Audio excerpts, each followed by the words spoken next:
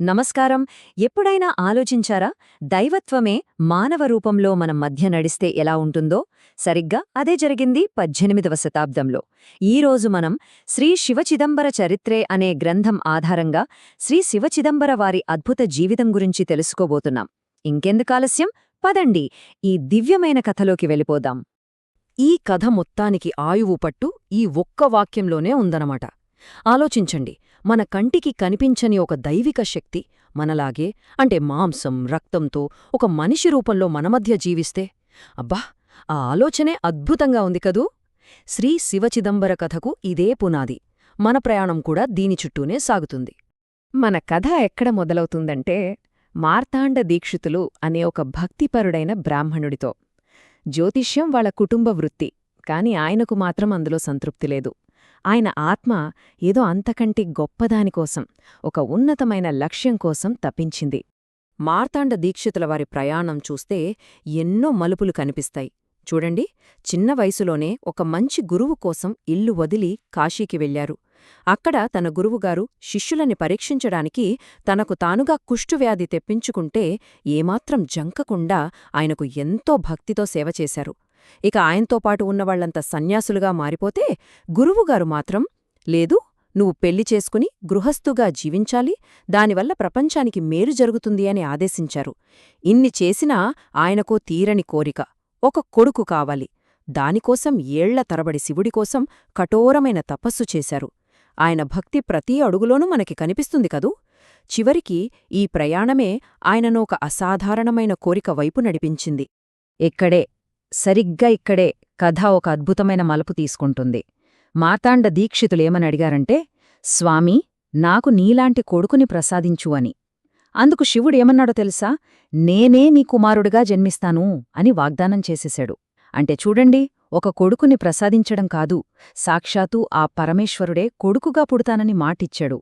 ఇది మామూలు వరం కాదు, ఒక దైవీక అవతరణకు ఇది నాంది. ఆ దైవిక వాగ్దానం ఇప్పుడు నిజమైంది. కాని ఎవ్వరూ ఊహించని విధంగా. పుట్టిన బిడ్డ పసికందులా లేడు, ఏకంగా 8 బాలుడి రూపంలో దర్శనమిచ్చాడు. చెప్పినట్టుగానే కుడిచెవిలో లేత బిల్వపత్రాలు, అక్షతలు, ఆనవాళ్లు కూడా ఉన్నాయి. అంతేకాదు, తల్లిదండ్రులతో మాట్లాడి తానెవరో గుర్తుచేశాడు. వాళ్లు ఆశ్చర్యపోయి తమకో పసికందు కావాలని కోరగానే మరుక్షణమే ఏడుస్తున్న నవజాత శిశువుగా మారిపోయాడు. ఆయన రాక ఎంత అసాధారణమైనదో మొదటి క్షణం నుంచి రుజువైపోయింది కదూ. సరే, జననం అంత అద్భుతంగా జరిగింది. మరి ఆయన బాల్యం? ఇప్పుడు మనం చిదంబర బాల్యానికి వెళ్దాం. ఇక్కడ ఆయన దైవిక స్వభావం ఒకదాని తర్వాత ఒకటిగా ఎన్నో అద్భుతాల ద్వారా బయటపడింది. ఇది గజగౌరీ పండుగ రోజు జరిగిన కథ. అప్పుడు చిదంబరకు 6 ఏళ్లు. పూజ చేయడానికి ఆయనే కూర్చున్నారు. అది చూసి ఇంట్లోని మహిళలంతా, ఈ పిల్లాడా మన పూజారి అని ఎగతాళి చేశారు. కాని ఆ తర్వాత ఏం జరిగిందంటే, ఆయన ప్రాణప్రతిష్ఠ అనే క్రతువును మొదలుపెట్టారు. అంతే, దేవత విగ్రహం కింద ఉన్న మట్టి ఏనుగుకు ప్రాణమొచ్చేసింది. అది కదలడం మొదలుపెట్టింది, ఇంట్లో అటూ ఇటూ తిరగడం మొదలుపెట్టింది. ఇక చూడాలి, ఎగతాళి చేసిన వాళ్లంతా భయంతో వణికిపోయారు. స్వామీ, మమ్మల్ని క్షమించు, దీన్ని ఆపు అని వేడుకున్నారు. అప్పుడు ఆయన మళ్లీ పూజ చేసి దాన్ని మామూలుగా మార్చేశారు. ఒక్క పూజతో అతని శక్తి ఏంటో అందరికీ తెలిసిపోయింది. ఇప్పుడు మరో ఆసక్తికరమైన సంఘటన. ఒకవైపు జ్యోతిష్యశాస్త్రం, మరోవైపు అచంచలమైన విశ్వాసం. ఒక ఆలయ వేడుకకు ముహూర్తం పెట్టారు. కాని ఒక పెద్ద జ్యోతిష్కుడు వచ్చి, అయ్యో, ఆ సమయానికి మృత్యుయోగముంది, ప్రాణనష్టం జరుగుతుంది అని హెచ్చరించాడు. కాని చిదంబరేమన్నారో తెలుసా? గురువు నిర్ణయించిన సమయం ఎప్పుడూ శుభప్రదమే, దానికి ఏ యోగాలు అడ్డురావు అని ఎంతో ధీమాగా చెప్పారు. ఆయన మాటల్లో ఎంత ధీమా ఉందో చూడండి. గురుకృప మన తలపై కిరీటంలా ఉన్నప్పుడు ఈ చిన్న ఆటంకం మనల్ని ఏం చేస్తుంది, చూద్దాం దాని శక్తి, మన శక్తి అని ఒక సవాల్ విసిరినట్టు మాట్లాడారు. కాని అందరూ భయపడినట్టే జరిగింది. వాళ్ల విలువైన ఎద్దు ఉన్నట్టుండి కుప్పుకులి చనిపోయింది. జ్యోతిష్కుడి మాటే నిజమైంది. ఇక అందరూ భయంతో వణికిపోతున్నారు. అందరూ భయంతో చూస్తుండగా 10 ఏళ్ల చిదంబర మాత్రం ప్రశాంతంగా ఉన్నారు. తన చేతిలో ఉన్న పవిత్ర జలాన్ని ఆ చనిపోయిన ఎద్దుపై చల్లి, లేచి జీవించు అని ఆజ్ఞాపించారు. అంతే, మరుక్షణం ఆ ఎద్దు నిద్రలోంచి లేచినట్టుగా లేచి నిలబడింది. ఇది కేవలం ఒక ఎద్దును బ్రతికించడం కాదండి, శాస్త్రాలకన్నా గురువుపై ఉన్న విశ్వాసం ఎంత గొప్పదో లోకానికి చాటి చెప్పిన ఒక శక్తివంతమైన పాఠమిది. సరే, బాల్యం అద్భుతాలతో గడిచింది. ఇక చిదంబర పెరిగి వివాహం చేసుకున్నారు, గృహస్థుగా మారారు. అప్పుడు కూడా ఆయన అద్భుతాలు ఆగలేదు. కాని ఇప్పుడవి సామాన్యుల సమస్యలను పరిష్కరించడానికి, వాళ్లకు మంచి దారి చూపించడానికి పనికొచ్చాయి. అసలు ఈ గృహస్థుడు అంటే ఏంటి? హిందూ ధర్మంలో జీవితంలో ఇది రెండో దశ అన్నమాట. అంటే పెళ్లి చేసుకుని కుటుంబ బాధ్యతలు, ప్రాపంచిక బాధ్యతలు స్వీకరించి సమాజంలో ధర్మాన్ని నిలబెట్టడంపై దృష్టి పెట్టడం. చిదంబర సన్యాసిగా మారలేదు, మనలాగే సంసారంలో ఉంటూనే తన ధర్మాన్ని నిర్వర్తించారు. ఇప్పుడు మరో కథ చూద్దాం. ఈ కథ చిదంబర కాలానికి అతీతంగా, అంటే జన్మలను కూడా చూడగలరని నిరూపిస్తుంది. భక్తి, ధనం అన్నీ ఉన్నా సంతానం లేదనే బాధతో ఒక జంట ఆయన దగ్గరకు వచ్చింది. వాళ్ల దురదృష్టానికి కారణం గత జన్మ కర్మ అని వాళ్ల నమ్మకం. ఈ స్లైడ్ చూడండి, కర్మ ఎంత సంక్లిష్టంగా ఉంటుందో చక్కగా వివరిస్తుంది. అసలేం జరిగిందంటే, గత జన్మలో ఆ స్త్రీ తన కుటుంబానికి చెందిన నిధిని దాచిపెట్టి అది ఎక్కడుందో చెప్పకుండానే చనిపోయింది. దీంతో ఆమె కొడుకులు పేదవాళ్లై తమ తల్లిని శపించారు. ఆ శాపమే ఈ జన్మలో ఆమెకు సంతానం లేకుండా చేసింది. చిదంబరన్ ఈ విషయం గ్రహించి ఆ నిధి ఎక్కడుందో చెప్పారు. ఆమె దాన్ని తన పూర్వజన్మ కొడుకులకు తిరిగి ఇచ్చేయడంతో ఆ శాపం తొలగిపోయింది. చూశారా, సమస్య మూలమెక్కడుందో కనిపెట్టి దాన్ని ఎలా పరిష్కరించారో. ఇప్పటివరకు చూసినవి ఒక ఎత్తు, ఇప్పుడు చూడబోయేది మరో ఎత్తు. ఇప్పుడుదాకా మానవులకు సహాయం చేశారు, ఇప్పుడు సాక్షాత్తు దైవలోకానికే సహాయం చేసిన కథ ఇది. ధర్మాన్ని నిలబెట్టడానికి ఆయన ఏ స్థాయికి వెళ్లారో చూద్దాం. ఇది వింటేనే చాలా ఆశ్చర్యంగా ఉంటుంది. ఒక ఆలయ పూజారికి కలలో సాక్షాత్తు వెంకటేశ్వరస్వామి కనిపించారు. కనిపించి ఏమన్నారో తెలుసా? చిదంబర దీక్షితుల దగ్గర తనకు రావాల్సిన ఒక పెద్ద అప్పుందని, దాన్ని వసూలు చెయ్యమని ఆజ్ఞాపించారు. దేవుడొక మనిషికి రుణపడి ఉండటమా?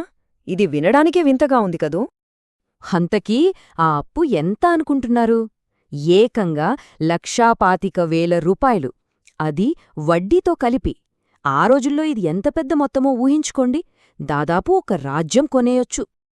ఈ వార్త తెలిసి జనం గుమికూడారు. అందరూ ఉత్కంఠగా చూస్తున్నారు. అప్పుడు చిదంబర ఎంత వినయంగా, దాదాపు సరదాగా అన్నారో చూడండి. ఏంటి, సాక్షాత్తు లక్ష్మీపతే ఆర్థిక సహాయం అడుగుతున్నాడా? ఆ నారాయణుడిని రక్షించేంత శక్తి, అర్హత నాకెత్తడివి అని అన్నారు. ఈ మాటలతో అక్కడ వాతావరణం మరింత ఉత్కంఠగా మారింది. మరే ఆ అప్పు ఎలా తీరింది? చిదంబర కేవలం 5 బంగారు నాణేలను దేవుని పాదాల దగ్గర ఉంచారు.